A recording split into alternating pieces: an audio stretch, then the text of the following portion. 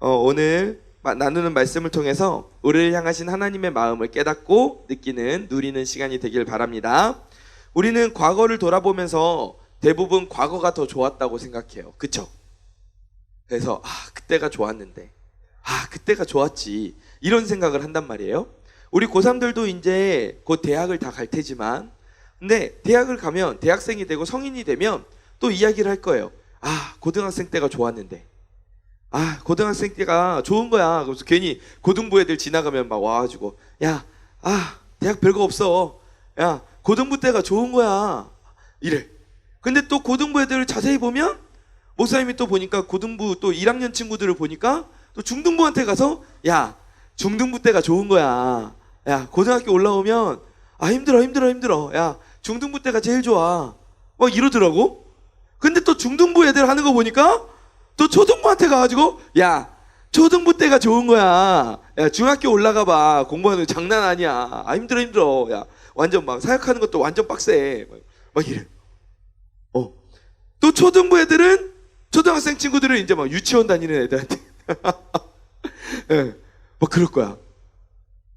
그래서 이렇게 우리는 지금 현재 상황을 잘 즐기지 못하고 다 지나간 다음에야 그 시간들이 얼마나 좋았던 시간이었는지를 깨닫게 되는 거예요.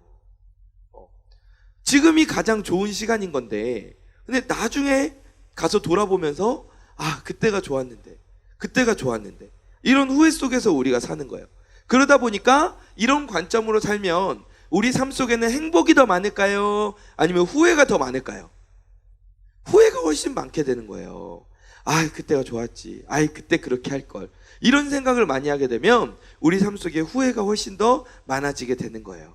근데 이렇게 산다는 것은, 후회하면서 산다는 것은 우리에게 주어진 시간을 잘 사용하는 게 아니에요. 왜냐하면 하나님께서는 오늘 우리가 어떻게 살기를 원하실까요? 저를 따라해 보세요. 행복. 하나님은 오늘 우리가 행복하게 살기를 원하세요. 그래서 하나님이 주시는 그 행복을 누리고 나누는 사람들이 되길 바라세요. 그러면 우리가 하나님께서 우리에게 행복이 더해질 수 있는, 행복 플러스가 될 수 있는 방법들을 우리에게 알려주셨는데, 그 방법이 무엇인지 우리 함께 데살로니가 전서 5장 18절 다시 한번 읽어봅시다. 시작. 범사에 감사하라. 이것이 그리스도 예수 안에서 너희를 향하신 하나님의 뜻이니라. 누구의 뜻이라고요? 하나님의 뜻이라고요. 범사에 무엇하라고요? 감사하라고요. 따라해봅시다. 감사하라는 거예요. 아멘.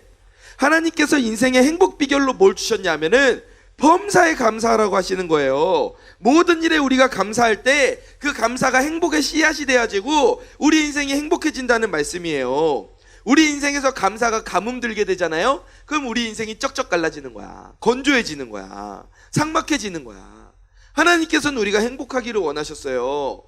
그런데 하나님께서는 말로만 너 행복해라, 너 행복하자 이러면서 하나님께서는 말로만 막 이렇게 하신 분이 아니었어요. 말로만 행복하자 막 이러신 게 아니라 실제로 우리가 어떻게 하면 행복하게 살 수 있는지 그 방법까지 우리들에게 알려주신 거예요. 근데 그 방법이 뭐라고요? 범사에 감사하는 것. 이게 우리 인생이 행복해질 수 있는 비결이라는 거예요. 목사님, 정말로 감사하면 행복해지나요? 안 그럴 것 같은데요? 이렇게 생각할 수도 있어. 그런데 실제로 연구를 해보니까 어떤 연구가 있냐 하면 정신학자들이 모여서 연구를 했어. 그래서 왜 사람들이 성공을 할까? 왜 이 사람들은 성공을 했을까? 우리가 성공했다고 생각하는 그 사람들의 모아놓고 공통점을 뽑아봤어. 그랬더니 그 10가지 공통점 중에 하나가 뭐였냐면은 매사에 감사하며 밝고 긍정적이다 했어. 그러니까 감사가 또 인생의 성공의 조건이 되기도 한다는 거예요. 실제로 이 성경학자들을 떠나서 일반적인 학문을 연구하는 사람들도 이 부분을 인정을 한 거예요. 그리고 성경 속에서도 또 감사함으로 인하여서 성공한 사람들이 많이 나오죠. 그 중에 한 명이 바로 여호수아고, 그 중에 또 한 명이 갈렙이에요. 여호수아와 갈렙은 이스라엘 민족이 가나안 땅을 정탐할 때 다른 10명의 정탐꾼과 함께 정탐을 갔던 사람이에요. 그죠? 근데 40일 동안 정탐을 마치고 돌아왔을 때 여호수아와 갈렙을 제외한 10명의 정탐꾼은 이렇게 보고했어요. 여러분, 우리 저 땅 절대 못 들어가요. 저 땅에 있는 사람들은요, 우리보다 키가 훨씬 크고요. 완전 무슨 다 체육만 막 키 큰 사람들 또 누가 있지? 이광석. 다 막 그렇게 키가 크다고. 그럼 우리 못 들어간다고. 막 우리는 가면 메뚜기, 저 앞에 두면 우리는 메뚜기와 같은 존재예요. 막 이렇게 이야기를 했어. 근데 부정적인 이렇게 이야기를 하는 사람들과 달리 여호수아와 갈렙은 민수기 13장 30절에서 이렇게 이야기를 했어요. 같이 한번 읽어봅시다. 시작. 갈렙이 모세 앞에서 백성을 조용하게 하고 취하자 능히 이기리라 하나. 아멘. 갈렙이 나와서 말한 거야. 야, 조용히 해봐, 조용히 해봐. 야, 조용히 해. 야, 우리 올라가서 그 땅 취하면 돼. 하나님이 우리에게 주신 땅인데 우리가 능히 이길 수 있어. 아멘. 갈렙은 이스라엘이 가나안 땅을 정복할 수 있다고 주장했어. 왜? 하나님이 이미 주셨기 때문에. 감사하는 마음으로 긍정적인 사고를 가지고 그 땅에 들어갔던 거예요. 다른 10명의 정탐꾼에게는 감사의 마음이 있었다 없었다? 없었어. 근데 여호수아와 갈렙에게는 감사가 있었다 없었다? 있었지. 그래서 감사의 마음을 가지니까 긍정적으로 상황을 보게 되고, 긍정적인 마음을 가지니까 미래지향적이고 도전적인 마음을 가지게 된 거야. 그래서 야, 우리 가자. 야, 우리 저 땅 정복하자. 저 땅 하나님이 우리한테 주신 땅이야. 내 땅이야. 우리 땅이야. 이런 마음이 생긴 거예요. 결국 10명의 정탐꾼과 이 여호수아와 갈렙 말 중에 누구 말이 맞았어요? 여호수아와 갈렙 말이 맞았죠. 목사님이 방금 어떤 친구랑 눈이 마주쳤는데 좀 피곤했나 봐요. 너무 하품을 크게 하고 있어가지고 목사님이 순간 너무 깜짝 놀랐어요. 네, 그래요. 오늘 우리가 말씀이 좀 짧아요. 그래서 좀 압축돼 있기 때문에 여러분들이 잘 들어야 돼. 아차 하면은 한 단계가 다 건너뛰어 버린단 말이야. 잘 집중해서 우리 같이 말씀 나눕시다. 보세요. 갈렙과 여호수아가 말하는 대로 강태 여서하라. 이스라엘이 그 땅을 정복할 수 있었던 거예요. 아멘. 감사의 마음이 긍정적 사고와 성공을 가져왔던 거예요. 여기에서 더 나아가서 사회학자들도 연구를 했대. 사회학자. 연구를 했더니 복을 받는 사람들의 3가지 조건이 있었는데 그 중에 하나가, 복 받는 사람들은 감사가 생활화되어 있대. 감사가 생활화되어 있대. 감사하는 마음을 가진 사람들, 왜 그럴까 생각해 보니까 진짜 맞아. 감사하는 마음을 가진 사람들 있잖아. 상대방을 볼 때, 상황을 볼 때 어떤 면을 먼저 볼까? 긍정적인 걸 볼까? 부정적인 걸 볼까? 긍정적인 걸 먼저 보는 거야. 태희가 지금 방금 전에 도착했어요.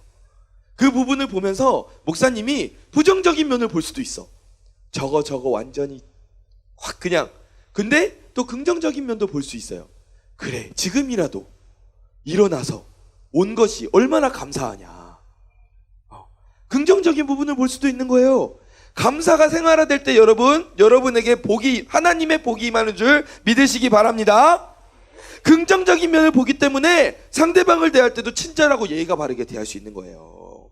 당연히 그런 사람들에게는 사람들이 모이게 돼 있는 거예요. 당연히 복의 근원이 될 수밖에 없는 거죠.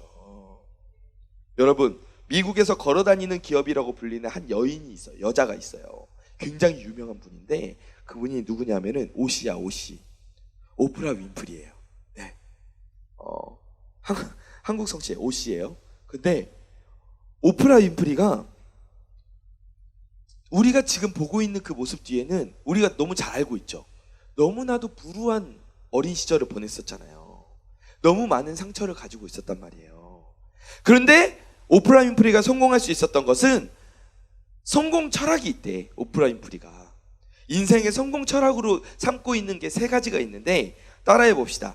첫 번째, 자, 이거 손가락도 따라해 보세요.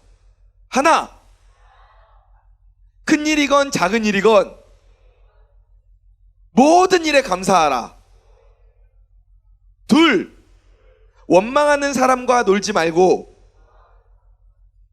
감사하는 사람과 친하게 지내라. 셋, 사람들에게 진심으로 감사하라. 이게 오프라 윈프리의 성공 철학이었대. 이 성공 철학이 세 가지로 나뉜 것 같은데 실제로 보면 하나고, 그걸 더 압축해 보면은 감사하라는 말이에요. 이 철학이 이 오프라 윈프리를 미국에서 영향력 있는 인물, 지금도 투표하잖아. 오프라 윈프리는 항상 미국에서 영향력 있는 인물 탑10 안에 항상 들어. 그 정도로 대단한 인생, 행복한 인생, 복을 누리는 인생으로 이 감사가 이어지게 되었던 거예요. 근데 어떤 친구들은 이렇게 말할 수 있어요. 목사님, 정말로 제 인생에서는요, 아무리 뜯어봐도 감사할 것이 하나도 없어요. 저는 가정 형편이 좋은 것도 아니고요, 그렇다고 해서 공부를 잘하는 것도 아니고요, 저는 교회에 나오는 것도요, 겨우겨우 나와요. 다른 친구들은요, 부모님이 교회 안 가면 뭐라고 하신다는데 저는 교회 가면은 뭐라고 욕을 먹어요. 목사님, 저는요, 몸이 아픈 데가 너무 많아요. 목사님, 저는요, 마음이 너무너무 힘들어요. 그런데 저는 제 인생을 아무리 돌아봐도 감사할 게 하나도 없는데, 근데 어떻게 제가 범사에 감사할 수 있겠어요? 감사할 거 하나 찾기도 힘든데 어떻게 모든 일에 감사할 수 있겠어요? 이런 생각을 하는 친구가 있을 수 있어요. 그럼 어떻게 해야 될까? 제껴 그냥 포기해? 그런 친구들이 어떻게 해야 될까? 우리가 그런 상황에 놓였다면 어떻게 해야 될까? 성경 속에 힌트가 있어요. 성경 속에서 오늘 인물을 목사님이 써왔는데 다니엘을 한번 살펴봅시다. 다니엘은요, 여러분 나이대에 바벨론의 포로로 잡혀갔던 인물이에요. 여러분 한번 생각해 보세요. 여러분 나이대에 갑자기 어느 날에 다른 나라가 우리나라를 쳐들어온 거야. 예를 들어서 그런 일이 일어나면 절대 안 되지만, 그래서 여러분이 갑자기 외딴 나라에, 지금까지 생판 가보지도 못한 나라에 포로로 잡혀가게 됐어. 여러분, 그 가운데에서 여러분들이 멘탈이 유지가 될 수 있겠어요? 그런데 다니엘은 정말 대단해. 그 이방 나라에 붙잡혀 갔음에도 불구하고 끝까지 하나님을 향한 신앙을 포기했다 안 했다? 안 했어. 그래서 그 나라에 가서 오히려 선한 영향력을 미쳤던 사람이었어요. 그러던 중에 계속 높아져서 메데라는 나라의 총리 자리까지 올라가게 된 거야. 근데 다니엘이 너무 뛰어나니까 주변에 다니엘을 질투하고 시기하는 사람들이 있었어. 저 다니엘만 없었어도 내가 총리 자리에 올라갈 수 있는데, 저 다니엘만 없었어도, 막 이런. 그래서 이 질투했던 사람들이 어떻게 했냐면, 다니엘을 어떻게 하면 모함할까? 다니엘을 어떻게 하면 잡아뜨릴까?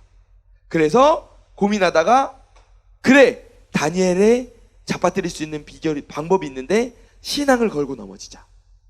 그래서 그 당시에 이제 왕한테 찾아가가지고, 왕이시여, 왕 이외의 사람들에게 기도하면 30일간 그거를 금지하고, 왕 이외에 다른 사람한테 기도하면 사자굴에 던져 넣는 법을 발령하옵소서.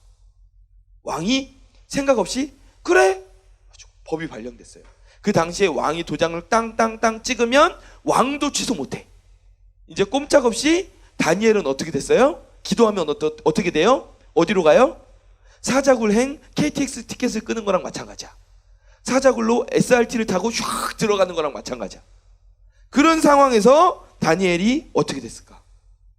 다니엘 6장 10절, 너무 유명한 말씀이죠. 같이 읽어봅시다. 시작. 다니엘이 이 조서에 왕의 도장이 찍힌 것을 알고도 자기 집에 돌아가서는 하루 3번씩 무릎을 꿇고 기도하며 그의 하나님께 감사하였더라. 아멘. 다니엘이 하던 기도를 멈췄어요? 안 멈췄어요?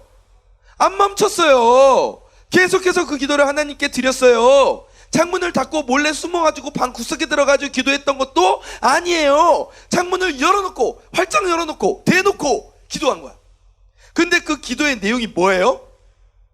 뭐예요? 말씀 띄워줘 보세요. 그 기도의 제목이 뭐였어요? 그의 하나님께 감사하였더라. 하나님, 왜 저한테 이런 고난을 주세요? 하나님, 왜 저를 사자굴로, 저를 지금 사자 먹이로 만드실 셈이세요? 원망의 기도를 한 게 아니라 하나님께 감사의 기도를 했다는 거예요. 여러분, 다니엘이 그냥 단순하게 깡이 좋은 게 아니에요. 다니엘이 현실 파악이 안 됐던 사람이 아니에요. 굉장히 똑똑하고 지혜로웠던 사람이에요. 그런데 그 다니엘이 선택한 게 뭐였어요? 자기가 죽을 게 뻔한 상황에서도 끝까지 하나님께 기도했는데 그 하나님을 향한 기도의 내용이 뭐였다? 감사였다는 거예요. 여러분, 다니엘이 이렇게 목숨을 잃을 수 있는 상황 가운데에서도 오히려 하나님께 감사하고 기뻐할 수 있었던 것은, 저를 따라해 보세요. 하나님께서 나와 함께 하신다. 아멘. 다니엘은 알고 있었어요. 지금 내가 아무리 어려운 상황이고 지금 내가 아무리 고민이 많고 갈등이 많은 상황일지라도 하나님께서 지금 나와 함께 하신다. 함께 하신다. 그랬기 때문에 다니엘이 걱정하지 않은 거예요. 하나님이 나와 함께 하신 걸 알기 때문에 그 상황에서도 감사할 수 있는 거예요. 하나님, 제가 지금 기도하면 사자굴로 사람들이 저를 집어넣는데요, 하나님, 그래도 지금 이 순간에도 제가 설령 사자굴에 던져지는 그 순간에도 하나님 저와 함께 하실 걸 믿습니다. 그 믿음이 다니엘에게 있었기 때문에 다니엘은 감사할 수 있었던 거예요. 여러분, 포도나무 가지는 포도나무만 있으면 충분해요. 마찬가지로 우리도 하나님만 있으면 충분한 거예요. 많은 상황이 있죠. 어떻게 우리 인생이 항상 즐겁고 감사한 일만 있을 수 있겠어요? 때로는 힘들고 지치고 피곤하고 무너질 때도 있을 수 있어요. 불평이 절로 나오는 상황이 있을 수도 있어요. 하지만 그 가운데에서도 우리는 모든 일에 감사할 수 있는 이유가 있어. 왜요? 하나님께서 우리와 오늘 함께하고 계시기 때문에.